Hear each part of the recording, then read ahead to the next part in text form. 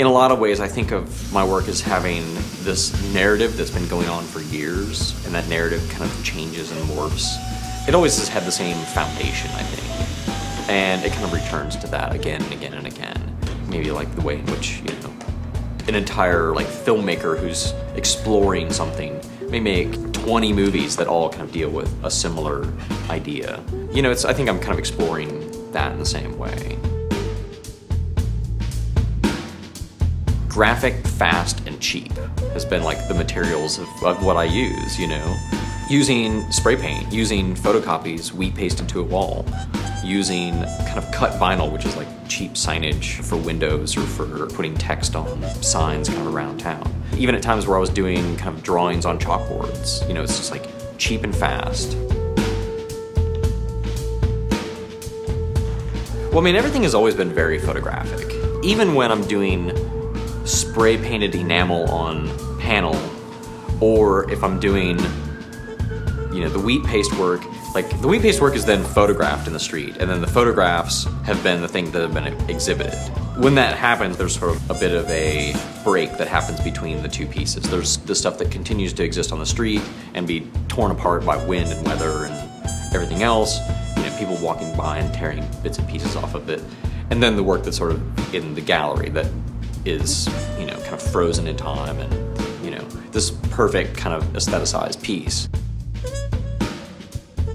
I did this recent show called Project for a Revolution that was about like these kind of secret meeting places for conversations, and where, you know, these little exchanges of a piece of paper might be, you know, these elements that would be something that would be kind of the beginning of a revolution or something that was revolutionary. And, you know, those like under the bridges and you know, in tunnels and alleyways are the spots for those little exchanges. I remember renting this film once, and it was like this French film, and I don't speak French, and there was no subtitles, but I was really interested in seeing this film because everyone was like, this beautiful film. You know, most of the time I kind of have an idea of what's going on with the characters, but like there's several moments that, you know, they're holding these objects and talking about things, or there's like this exchange between two people, and I have no idea what's going on. But I was really interested in those moments. It involved a lot more creativity on the viewer's part, and I'm kind of interested in that creativity. I always have these narratives. I have this little storyline in my head for each piece, and some of them are very specific and some are just kind of loose.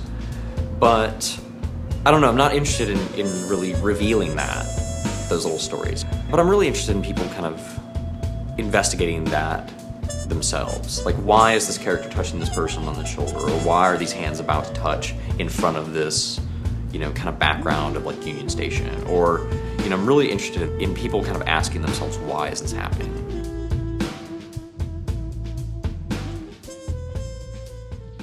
Like in drawing one, you learn that, you know, if you make an arc, stop it, and then continue the arc, everyone's eye and your brain, whatever, it will continue the arc in your mind. So, I mean, you understand that it's still there. And I'm kind of trying to kind of do that in a narrative sense in my work. You know, I think it's something that a lot of artists have kind of employed, even as far back as like Alex Katz or Lichtenstein or you know, Jeff Wall or Gregory Crutzen. They're all kind of interested in these like moments of pause, that moment between an action and a reaction. The moment when like something has happened and like something's about to happen, but it's that little space in between that I'm trying to investigate. Making sanctioned art is kind of a weird thing. I mean, it's sort of nice to not be like running from cops, and I mean, I'm finding it still sort of subversive. You know, there's kind of like some areas around town that I've often thought about doing pieces on, but it's just like, there's no way. I mean, it's too trafficked, it's too visible. I would be arrested like instantly. I'm still interested in the way that you can be walking down the street and turn the corner, and suddenly there's this thing, and you don't know what that thing is, and it's this beautiful kind of like object that's sort of on this wall, and then you see another one around town and how this dialogue begins.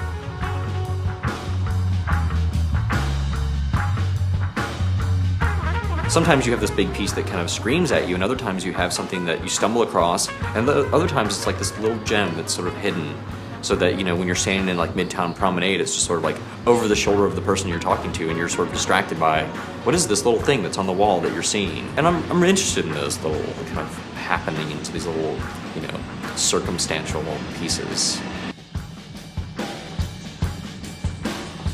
I mean, Atlanta doesn't have any alleyways, or it has like 3. But, you know, a lot of these are sort of like the backsides of buildings where people are parking. Most of them, people are going to have to be on their feet to see the pieces, but some of it's going to be driving.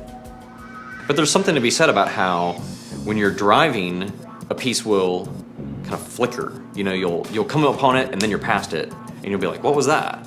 I'm relying on that flicker built with another flicker, built with another flicker, and how, you know, this little bit of a narrative, how the next time they slow down a little bit and look at what they saw, and then maybe the next time they get out of their car and look at it, and the next time they get out and they take a little snapshot of it, you know, and then they send that snapshot to a relative, and then, you know, or they post it on some website, or they put it on their blog, or, you know, like the work just kind of grows and grows and grows and grows and grows.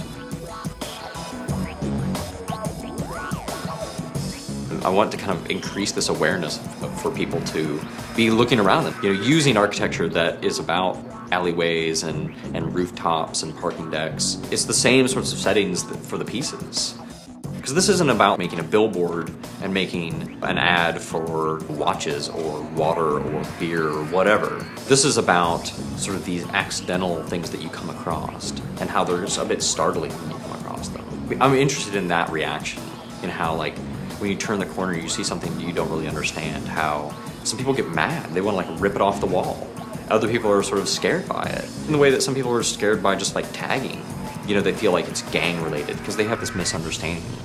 But I mean, I know I'm going to be making something that is not like that at all. It's something that I think transcends like what people's idea about graffiti is, but also transcends what people's idea about photography is too, and where those things can meet. I mean, I think that's why it's really exciting to do a project like this.